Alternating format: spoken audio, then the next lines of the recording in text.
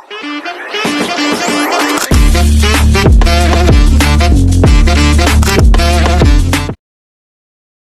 Sobat Ekonomi, apakah kalian pernah merasa bahwa kebutuhan yang kita miliki tidak akan pernah ada habisnya, sementara sumber daya yang kita miliki terbatas?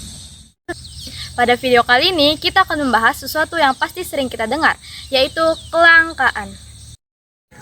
Teman-teman tahu nggak sih, apa itu kelangkaan, apa saja jenis-jenis kelangkaan, dan bagaimana cara kita menghadapinya? Kelangkaan dalam ekonomi adalah salah satu masalah yang paling mendasar.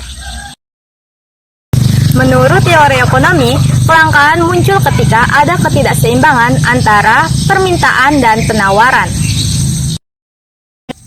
Bayangkan kalian membutuhkan sesuatu seperti pakaian, makanan, minuman, atau bahkan tenaga kerja. Namun, jumlah yang tersedia sangat terbatas. Nah, inilah yang disebut dengan kelangkaan. Pertama, kelangkaan sumber daya manusia. Kelangkaan sumber daya manusia terjadi ketika adanya kekurangan tenaga kerja yang terampil dan berkualitas.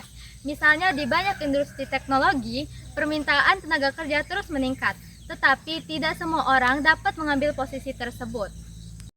Yang kedua, kelangkaan sumber daya alam. Sumber daya alam seperti air, gas, minyak, atau bahkan tanah adalah bahan-bahan yang kita butuhkan untuk berbagai keperluan hidup. Namun, jika kita menggunakan sumber daya alam secara berlebihan tanpa memperhatikan keberlanjutan, inilah yang menyebabkan kelangkaan. Yang ketiga, kelangkaan sumber daya kewirausahaan. Kewirausahaan adalah kemampuan untuk mengelola sumber daya lainnya, seperti modal dan tenaga kerja untuk menciptakan barang dan jasa. Kelangkaan kewirausahaan ini terjadi ketika tidak cukup pengusaha yang siap untuk menciptakan peluang bisnis yang baru. Yang keempat, kelangkaan modal. Terjadi ketika perusahaan atau individu tidak memiliki banyak dana untuk mengembangkan usaha. 1. Kenaikan harga.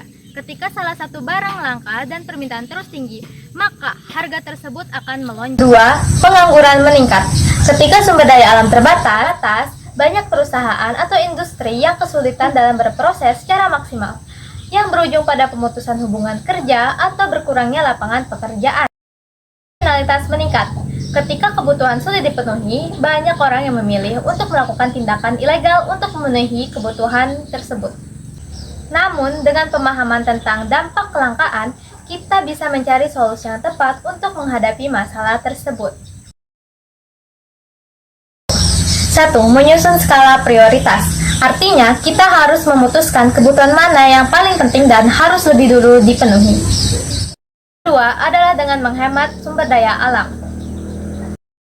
Yang ketiga adalah dengan meningkatkan sumber daya manusia. Hal ini bisa dilakukan dengan memberikan pelatihan pendidikan yang lebih baik. Nah, itu dia pembahasan lengkap mengenai kelangkaan dalam ekonomi. Semoga video ini dapat membantu teman-teman semua untuk memahami bagaimana dampak kelangkaan ini dapat memengaruhi kebutuhan kita dan bagaimana cara kita bisa menghadapi kelangkaan tersebut.